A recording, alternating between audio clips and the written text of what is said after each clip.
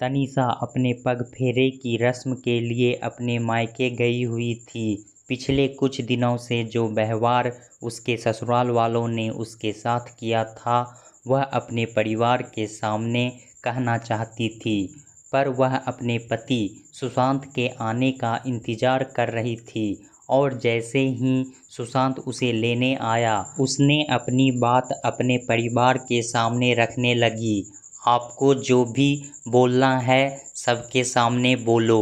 सुशांत, मेरा पूरा परिवार यहाँ एकत्रित है। साथ ही साथ मैं वीडियो कॉल पर आपके परिवार के सदस्यों को भी ले लेती हूँ। सारी बातें अब आमने सामने हो जाए तो ज़्यादा अच्छा है। तनीषा ने अपने पति सुशांत से कहा, जो कि तनीषा को विदा करवाने उसके मायके आया हुआ था। तनीषा और सुशांत की शादी 2 महीने पहले दोनों परिवारों की रजामंदी से हुई थी, लेकिन जब तनीषा शादी के बाद अपने ससुराल गई तो अगली सुबह ही सासू माँ ने बुआ जी से बातें करते हुए उसकी ओर तिरछी नज़र करके ताना मारते हुए कहा, अरे वह तो इसके पिता ने आकर 100 बार नाक रगड़ी तो हमने अपने बेटे की शादी की, वरना एक से बढ़कर एक रिश्ते लाइन लगाए खड़े थे। हमें तो अभी अपने बेटे की शादी भी नहीं करनी थी। शादी की पहली सुबह और ऐसे ताने। तनीषा की आंखों से निर्झर नीर बह निकले थे, जिन्हें सबसे छुपाते हुए वह बाथरूम में कितनी देर तक रोती रही, अपने आप को और अपने मन को संयत करते हुए। जब तनीषा बाथरूम से नहाकर निकली तो उसके बाद तो मानो जैसे परिवार के सभी सदस्य तैयार ही बैठे थे तनीषा के ऊपर तानों की बौछार करने के लिए।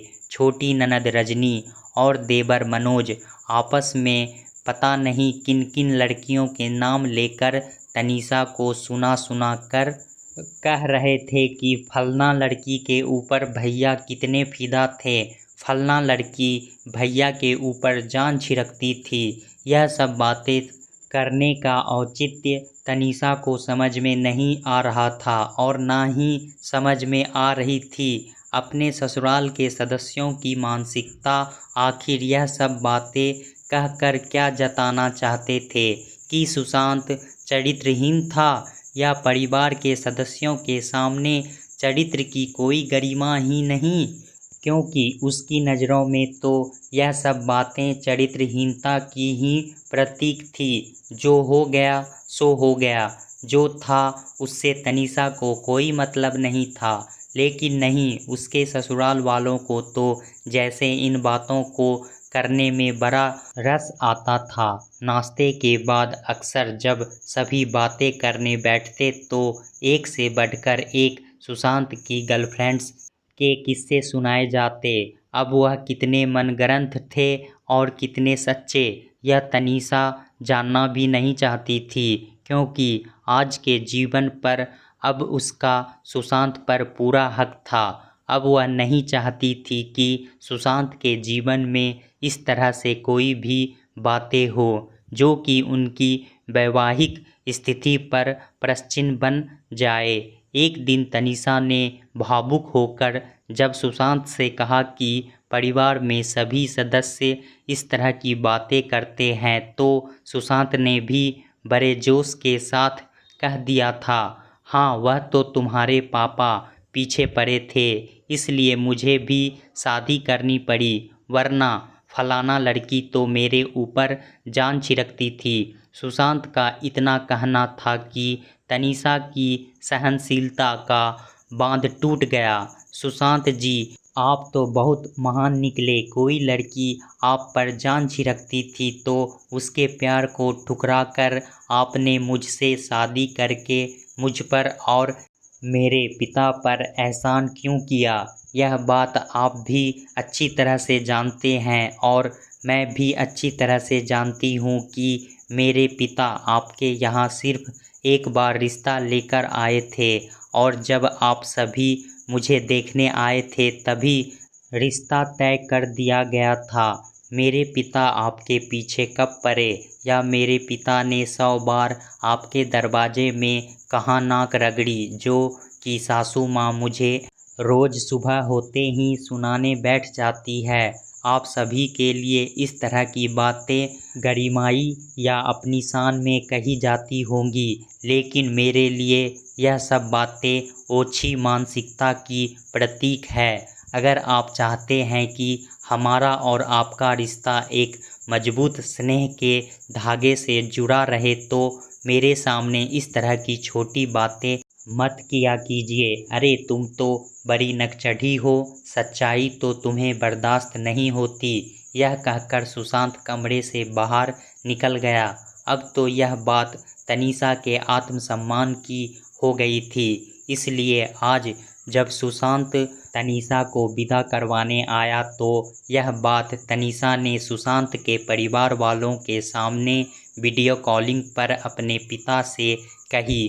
पापा, आप क्या 100 बार नाक रगड़ने सुशांत के घर गए थे, जो इनके परिवार वालों ने आप पर रहम कर मेरी शादी सुशांत से करके हमारे परिवार के ऊपर एहसान किया। सुशांत को तनीषा से इस तरह के व्यवहार की उम्मीद नहीं थी। उसकी तो घिघी ही बंध गई। कुछ भी कहने में वह हकला रहा था। अरे तनीषा, यह सब मजाक की बातें तुम ऐसे कैसे यहाँ पर लेकर बैठ गई?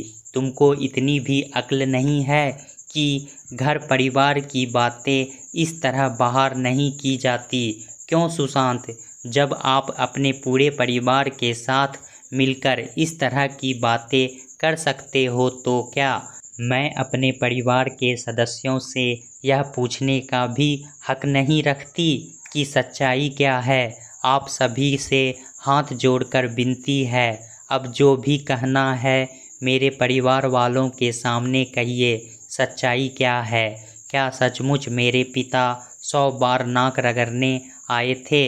यह बात सच है, और अगर नहीं है तो आप सभी अपने इन शब्दों के लिए मेरे पिता से अभी माफ़ी मांगेंगे।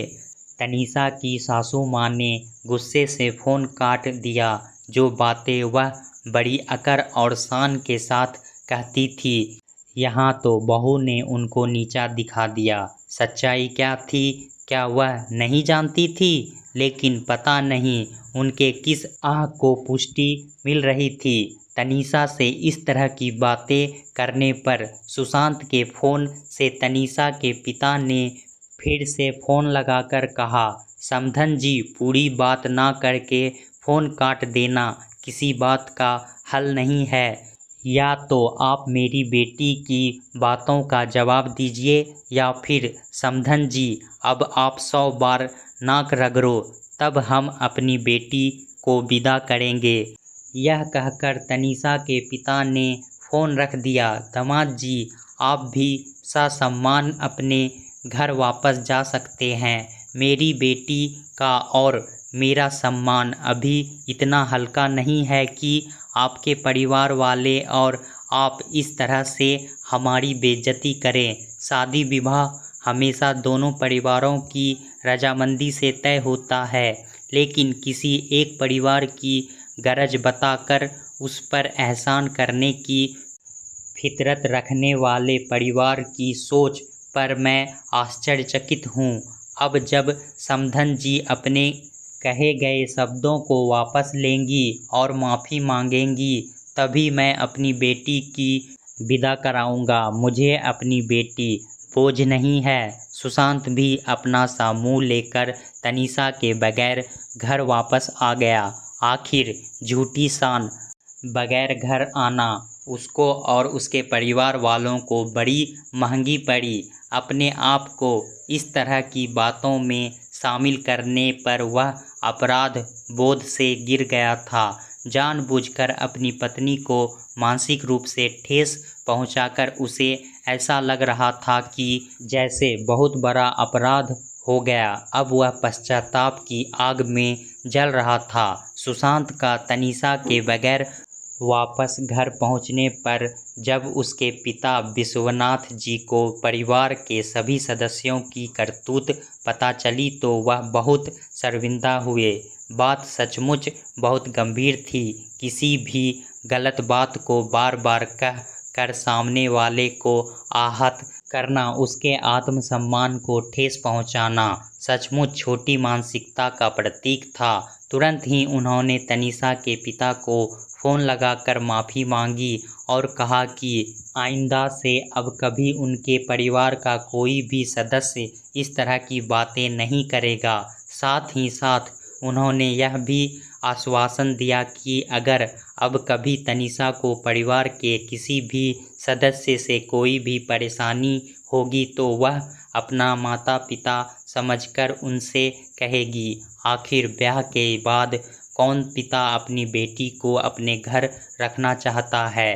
तनीषा के पिता ने भी सहर्ष विश्वनाथ जी की बात मानकर उनका मान रखा और कहा कि इस तरह की बातें घर परिवार में दीमक की तरह होती है, जो कि रिश्तों की मिठास को धीरे धीरे ख़त्म कर देती है। इसलिए परिवार में इस तरह की बातें कभी नहीं होना चाहिए। आज तनीषा ससम्मान सुशांत के साथ अपना वैवाहिक जीवन आनंदपूर्वक व्यतीत कर रही है। अब उसके जीवन में इस तरह के ताने का कोई स्थान नहीं था।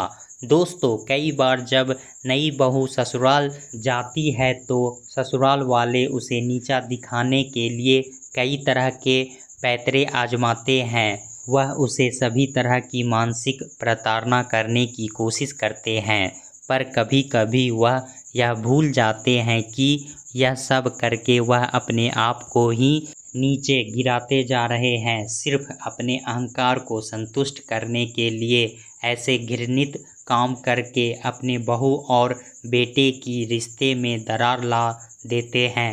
कभी कभी बेटे भी अपना भला बुरा ना समझकर अपने परिवार के कुकर्मों में उनके साथ देने लगते हैं, जिसका परिणाम या तो रिश्ता टूट जाता है या फिर रिश्ते में एक दूरी आ जाती है जो कभी नहीं भरती। तन का घाव अच्छा होता है लेकिन मन का घाव कभी नहीं, और मन के घाव कभी भूले नहीं जाते। दोस्तों, कहानी कैसा लगा हमें कमेंट में ज़रूर बताएं। इसी तरह की पारिवारिक कहानी सुनने के लिए हमारे चैनल को सब्सक्राइब करना ना भूलें। धन्यवाद।